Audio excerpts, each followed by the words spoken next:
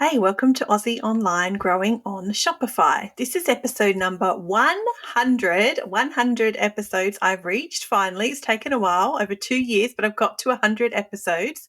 Consistency pays off. Hey, and this episode today is all about Facebook ads with AI. I want to chat to you about the concept of AI, the topic of AI. It's everywhere. When I do a search for small business podcasts and marketing podcasts, invariably episodes all about AI pop up on my suggested feed, and it probably does for you as well. Apart from all the things you would see on social media as well about AI, it is all around us. And I want to chat to you a bit about it from my own perspective in case you were interested. If you're listening to my podcast, you probably are. I feel like I'm going to be a bit on my soapbox for this episode because I want to talk about Facebook ads with AI. That is a topic much talked about, people searching for it a lot. When I do research, keyword research for episodes like this, that sort of topic, this topic that I'm talking about today features really highly in other topics that small business owners are looking for online, particularly if you're looking to grow online, then this episode you may find helpful, particularly around my opinions about the topic. And like I said, maybe I'll be on a bit of a soapbox about it. Let me give you the punchline before I get into the episode. In other words, I guess the point I want to get to in this episode is to really reiterate to you as a small business owner, whether you are growing online for the first time, whether you have a bricks and mortar store and you're looking for customers online, whether you are already a small business who is online. This applies to any of us in Australia who are in the small business world. And I want to reiterate to you today that I believe AI opportunities are best leveraged when you use them in your business to increase efficiencies in what you already do. AI is an amazing opportunity, and there are AI technologies and opportunities everywhere. And I believe your time, your valuable time as a CEO, your valuable time is best spent when you look for ways to support your business currently with efforts you are already doing to increase efficiencies in what you already do, rather than looking to AI for new technologies, brand new topics, brand new ways of thinking, brand new ways of doing, brand new opportunities that will take you down a completely different road or require you to completely reevaluate how you do things in your business or introduce things in your business you're not already doing. That might seem like obvious, but many of the things I have found myself drawn to in the world of AI in the last 2 years, in particular, because it's been obviously getting bigger and bigger in the last 2 years, would be things that catch my attention as a bit like a shiny object syndrome. And if you're an entrepreneur or a CEO, shiny object syndrome can be our detriment. Like we can end up down a rabbit hole of crazy new things that we suddenly realize after looking into a particular topic at the end of a day, we are suddenly missing this key piece to our business we didn't know even existed before we looked. And we probably don't need it. So what I'm saying is I feel like AI has been really valuable for my business. The podcast is one business and my e-commerce store. So on two fronts, e-com and service, when I have used AI to make my existing efforts more efficient. And maybe there are areas in your business, well, I'm sure there are areas in your business too where AI could support you in making your existing efforts more efficient rather than discovering brand new things you didn't know existed and things you didn't know you needed until you saw something on social media or an article or an ad on Facebook. That's what I want to get to with this episode. That's the punchline up front. I have 3 things to share with you today about AI. It's a bit of a philosophical episode, like an editorial episode. This is not real tactical. It's not real training inspired. It's not like data driven stuff, but it's a bit more about protecting our energy as a business owner and deciding where our energy is most valuably spent, so that perhaps we don't end up down a rabbit hole, so that you don't end up watching 100 TikToks tonight and then you convince yourself that now your business will die without it. Because that's not the case. But it is the case that there's probably many ways you could be using AI in your business to make what you already do more efficient. That's always good news. Making what we already do more efficient is always a win. And I want to share with you 3 things that I feel about AI in this episode today. So, The first one is AI generated content. So just purely AI generated content, because I'm sure you've done it before or seen it, has a long way to go. If you head into any AI generator, and many platforms obviously have them, Canva even has one, which FYI, I think Canva is the worst. The AI generator in Canva is appalling, in my opinion. Anyway, there are many other better ones out there, but AI has a long way to go in generating your content for you from scratch, like a long way to go. So if you have attempted to sign up to a fancy AI software to generate content, video, particularly video for you, for your business, I would just pause for a bit and consider perhaps there are other things that you could do instead that would be a better use of your time and your energy and your money as a business owner, rather than an expensive subscription to a fancy AI generator for your business or your niche, like your industry niche. So that's the first thing I want to say, is that AI generated content has a long way to go. And we all know that when we see AI generated content around, it's got a long way to go. There will become a time where it becomes the standard for many things that we do, because it's continually moving that way. I love that. I think that's amazing. I'm very excited about that. But at the moment, if you are umming and ahhing between, do I get this subscription to this expensive software or do I not? I would say don't. What I would say do instead is go back to your organic social media, find your best performing organic social media post in the last 90 days and turn it into a Facebook, Instagram ad. Use what has already been validated, has already performed well for you as a small business owner on Meta with your audience, with your customers, and turn that into an ad. Don't spend a heap of money on getting something created, or go on Fiverr and find someone to make a fancy AI generated video for your business. I just don't think it's worth your time at the moment. This is purely my opinion, obviously. So you may have done this and found great success with it, and that's incredible if you have. Oh, please tell me, and I want to know what you did. However, many of you may have done this before and found it flopped, or you have wasted a lot of money and a lot of time, even more than that. And our time is incredibly valuable. The more years I'm getting under my belt in business, in the small business world, in the online business world in Australia, I am learning more and more every day that my mindset is key, that my time matters, and that if something requires a lot of energy and time on my behalf to devote to it, I need to see a clear outcome for that, to know that it's worth my time, because it's going to take my time and attention away from what I'm already doing that I know works. So, like I said at the beginning, if you find AI opportunities to support what you are already doing, to make what you are already doing more efficient, dive into that. But be careful not to get too sidetracked with the shiny object syndrome of AI opportunities around things in your business you didn't even know were a problem until you saw it pitched to you as an issue that you need resolving. The second thing I want to say is about Facebook ads, because that's sort of what the episode's about. But around the Facebook ads in building a campaign, this advice depends whether you are a beginner in advertising on Meta or really advanced. So this advice here I'm going to give you next is maybe a bit jumbled, because I haven't split it out into beginner advice, advanced advice. This is obviously just generic. So it's very different to if you reach out to me and chat with me about your own ad account, and I will look into your own ad account and give you specific advice on your exact circumstance. But in this case, this advice is a little bit mixed up and generic with whether you're a beginner on Meta or advanced on Meta in terms of paying for traffic. And that is this. My main thing I want to say about this is, don't let Meta AI stuff with all your ads. Don't feel that you should just set up campaigns and click through mindlessly with all the automatic AI, automatic advantage, automatic blah, blah, blah that Meta suggests you do. You need to test things and try things, and you need to then evaluate those test results and decide what's best to move forward and what's not best to move forward. Because, for instance, AI is used in many parts of Meta now, and it has been for a long time, but I guess they're more open about it now than what they used to be.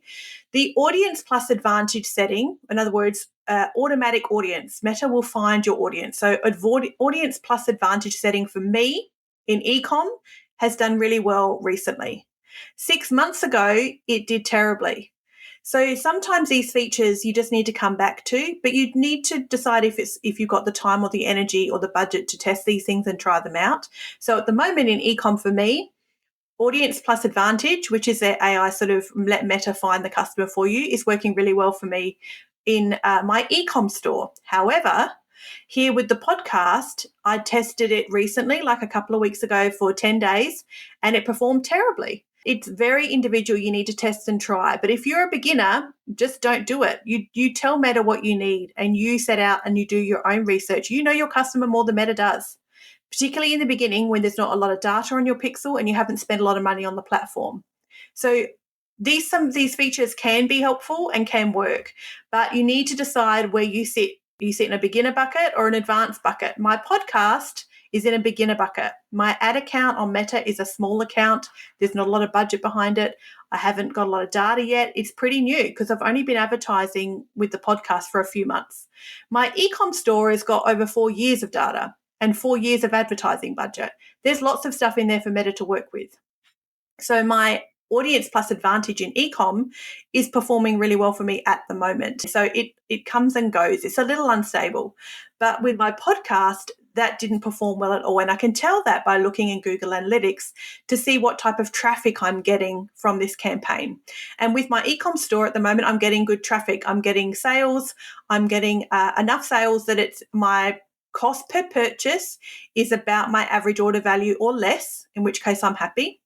But with my podcast, when I ran most recently a 10-day test a couple of weeks ago with the automatic Meta audience targeting, when I look in Google Analytics at that data, those users were barely on the platform for like a second or 2 seconds. It was incredibly junky traffic that Meta was sending me. So all these things need to be tested and tried. But as a whole, my general advice is just don't use it. If you're not confident in the platform, if you haven't been on there for a long time, just don't use it, because Meta will very quickly spend a lot of money for you or give you metrics you think are incredible, but when you actually look at the results and analyze them further, they may not be so great.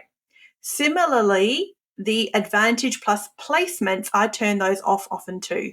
I don't let Meta decide where to place my ads often. Sometimes I do, sometimes I don't. Again, this is all testing.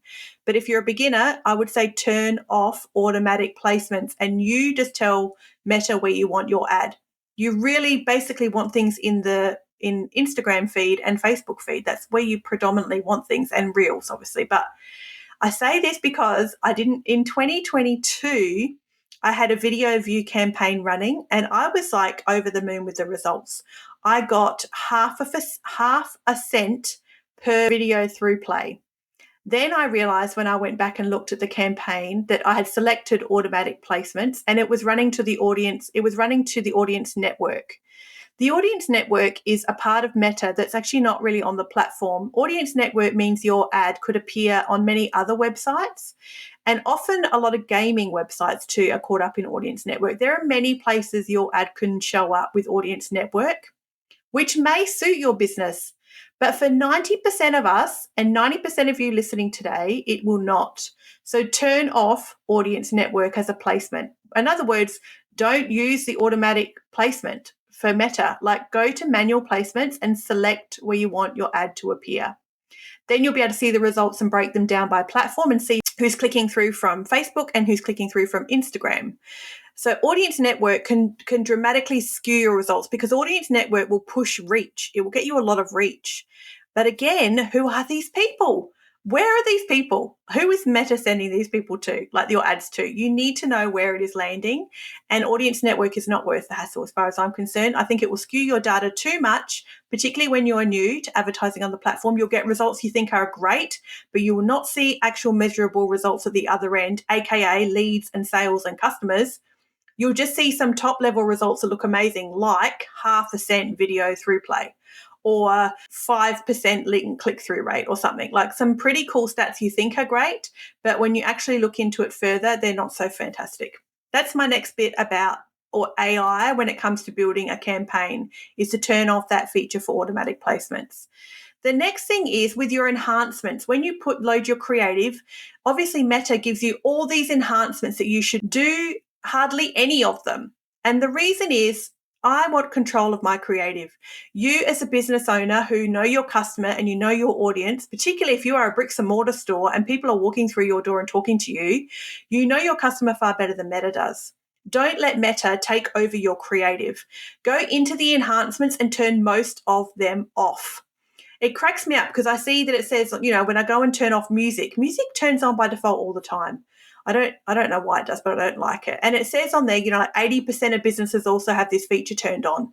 So what? 80% of businesses who are advertising on Meta are probably doing it for the first time, letting Meta do all the work, not really sure what they're doing, have no strategy, don't know how to analyze these results, feel like they're being ripped off, and will stop spending soon. Using a feature on Meta is not a reason for me to decide it's a worthwhile enhancement or a worthwhile feature. So I turn off nearly all the enhancements. Again, there's one obviously called overlay where it literally mucks with your creative and puts text over the top of it. No, thank you, Meta. I would like to control the creative myself and do testing myself and not let Meta just alter all the bits and pieces about my creative. The one enhancement I do love is text improvements. So if you turn on text improvements, it'll give you some really cool different options you could use, particularly for idea generating, to give you some different caption ideas and different headline ideas, because it'll give you some cool other options. And I think text enhancements is good. I quite like text enhancements.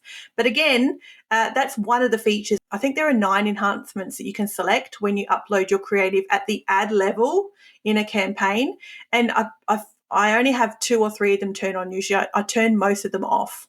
So that's another AI type feature that Meta will push, particularly because they turn most of them on by default. So unless you go in and turn them off, they're going to be turned on. The third point I want to make, so the first one was that AI generated content has a long way to go, especially when it's generating video from scratch. Instead, use your organic socials that's performing well and turn that into an ad. And the second thing is with Meta ads, when you're building a campaign, most of the AI suggestions I would just turn off and do your own testing and research. You are the business owner. You know far more than Meta does. Like I said, those things need testing. For me, the automatic audience setting is performing really well with eCommerce, but it didn't a few months ago. So it's always worth checking on these things.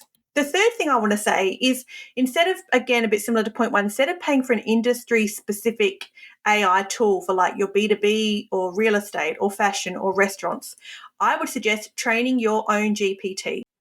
I trust you're finding value in this episode. This podcast is all about sharing the wins and behind the scenes challenges that come with growing an online business in Australia.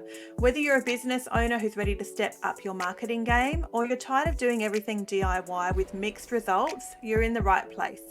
Let's talk about what it really takes to build trust, boost visibility, and create a sustainable business. If you're a small Aussie business looking for marketing support on a project-by-project basis, you can find me at Aussie online, growing on Shopify.com.au, where you can book yourself a free discovery call. It'll only be 25 minutes and you can put it straight in my calendar. I've spent over $100,000 in the last few years on Meta, learning and growing and building several brands. If you found the Facebook and Instagram advertising world a little overwhelming, I encourage you to reach out to me for some specific support that's tailored towards your business goals. Without the crazy high retainer price and lack of transparency you may have experienced with an agency. And if you're not sure if you're ready yet to book your free discovery call, no worries. I have dozens of episodes you can go back and listen to for you or your staff to implement some marketing tactics and tricks and strategies DIY in your business to get you more discoverability online. Head to Aussie online, growing on Shopify.com.au. You'll find all my episodes there, plus any free resources that I have. I also post them there too. Hit subscribe and let's grow together. Now back to the episode. Go into ChatGPT and train your own GPT. I started doing this about 2 months ago and the results are amazing. I've been so wrapped with training my own GPT because I'm getting results from a prompt in ChatGPT that I need to edit far less. So the results it gives me are much more suited to my tone of voice, to my brand's tone of voice, and to the type of copy I want to use. It splits content better for me via heading, and I get better dot points because I've asked my GPT to do that. So when you set up a GPT, your very own inside ChatGPT, it'll go take you through a few steps on basic training. So it'll ask you a few questions, and then voila, you have your very own staff member almost. I call mine Carly. She's my content assistant. Her name's Carly. So when I chat to her, I go to her and say, hey, Carly, can you help me with this? Let me quickly read you a couple of outputs I got from a prompt I put in just before this podcast. See, so you can see the difference.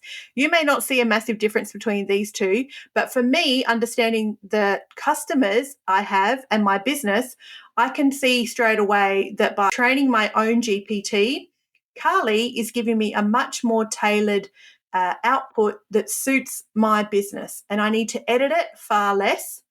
And so it's saving me time. Again, this is more efficient. This is an efficiency for me. So this has been worth my time. It may be worth your time as well if you haven't trained your own GPT. So I said to Carly, hey, Carly, can you generate a Facebook ad caption for me, please? There's a new product I've got upcoming. It's called a spring sequined scarf. Let's make that up, obviously. And it's for women in Australia. It's lightweight and stylish, and it's made from 100% linen. It's available for pre-order now. This is what Carly said to me. Introducing the spring sequined scarf, the perfect blend of light, stylish, and oh so sparkly. That bit caught me. That I know that speaks to my customer. It made me smile. And the other version from regular free ChatGPT did not add that bit in for me. I said, good work, Carly. And then she said, ever feel like your wardrobe needs a touch of glam without the weight? You want something versatile, something that pops and keeps you comfy all day. That's where the spring sequined scarf comes in. It's made from 100% linen. It's breathable, lightweight, and the accessory to add a little shine to your look this season. Pre-order yours now to be the first to elevate your style this spring. Limited stock, don't miss out. Then she adds a link and she also gives me some hashtags as well. I was wrapped with that from Carly, and I would need to edit that very little with that output. I was really stoked. This is what generic ChatGPT gave me off the same prompt.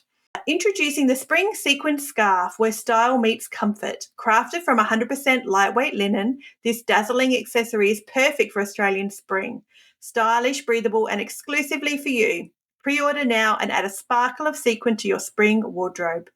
It's not bad. That's not bad. But because I am starting to train my own GPT and I go to her often, and then sometimes she asks me, can I update the memory with this response? Was this response so good that I could update my memory log? And I'm like, yes, please do. Continue to create content like this. She'll say, sure, I'm happy to.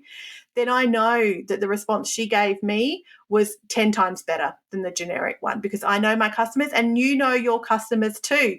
And that's the key here, is that you know them better than an AI does.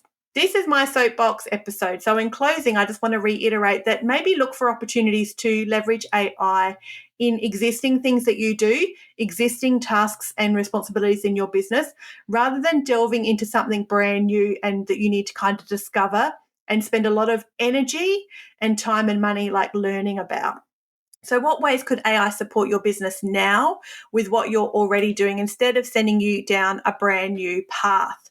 That was episode 100 today about Facebook ads and AI.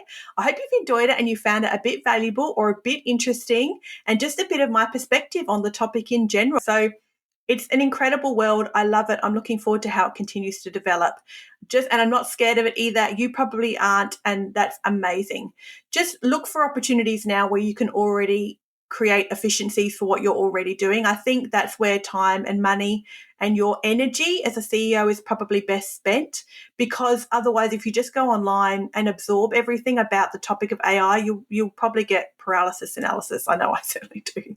Thanks for hanging out with me today. You can find me at Aussie online, growing on shopify.com.au. I'll see you next time. As always, keep learning.